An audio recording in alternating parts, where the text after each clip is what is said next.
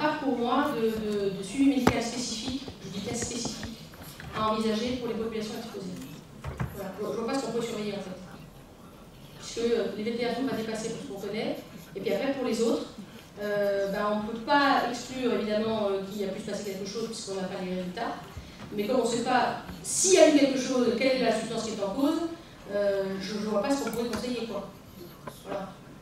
On avait pu travailler avec le centre antipoison de toxicovigilance depuis le mois de novembre, à collecter beaucoup d'informations qu'on a demandées aux acteurs, aux entreprises et aux institutions. Ces données ont pu être exploitées par le centre antipoison durant tout le mois de janvier. Et on a pu avoir un rapport hier qui nous a présenté aujourd'hui.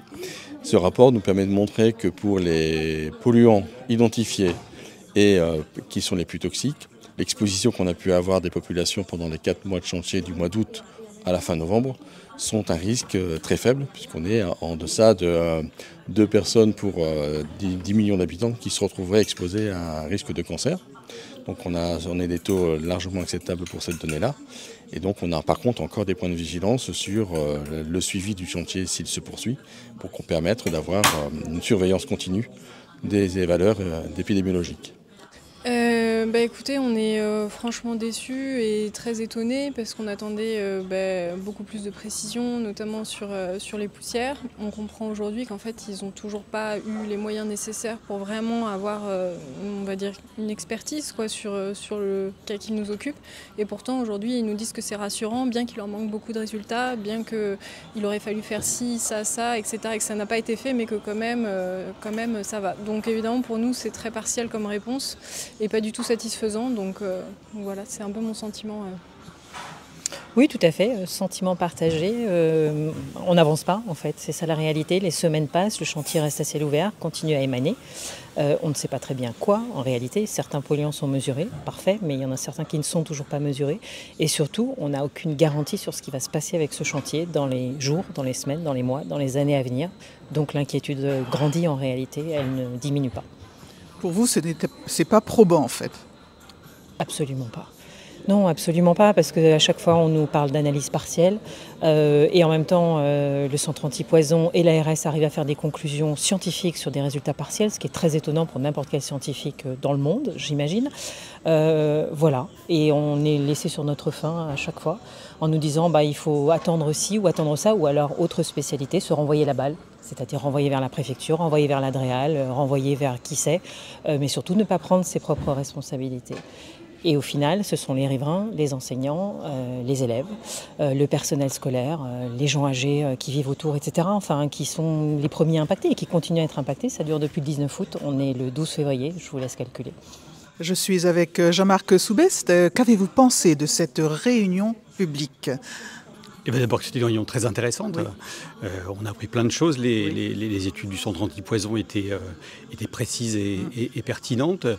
Elles se veulent rassurantes. Elles se veulent rassurantes parce que y a peu de dépassements, parce que finalement il y a peu de risques avérés. Tout va bien ? Donc tout semble aller bien, et j'espère que c'est surtout pas un feu vert donné à la reprise du chantier, parce qu'il y a plein d'inquiétudes. Et plein de doutes qui perdurent. D'abord parce qu'on n'a pas une partie des données sur la qualité des poussières, sur la qualité des sols, la qualité de l'eau. Il n'y a pas eu d'études sur les potagers. On a plein d'éléments qui nous manquent pour reprendre un chantier. Et il faut absolument qu'on ait une étude d'impact des milieux, qu'on connaisse véritablement le milieu sur lequel on va travailler. L'association Zéro Toxique a fait des analyses sur les potagers et les terres qui sont aux alentours du chantier, et a priori les résultats ne sont pas extraordinaires. Et puis surtout, on est dans une situation, et ça je reconnais à l'étude du centre antipoison sa pertinence, c'est de nous dire que ça a été un véritable traumatisme.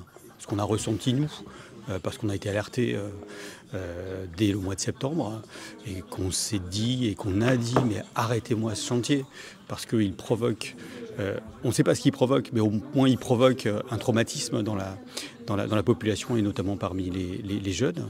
Et on a eu confirmation aujourd'hui. On a des jeunes, des familles qui ont été traumatisées, qui ont subi des violences psychologiques et dont la santé mentale a été fragilisée. Donc aujourd'hui, le centre antipoison préconise à toutes les familles de consulter un spécialiste quand leurs enfants ont été traumatisés. Je pense que déjà, c'est la preuve que ce chantier il aurait dû s'arrêter dès qu'on a alerté, dès que les premiers lanceurs d'alerte ont communiqué, et puis surtout qu'il ne doit pas reprendre.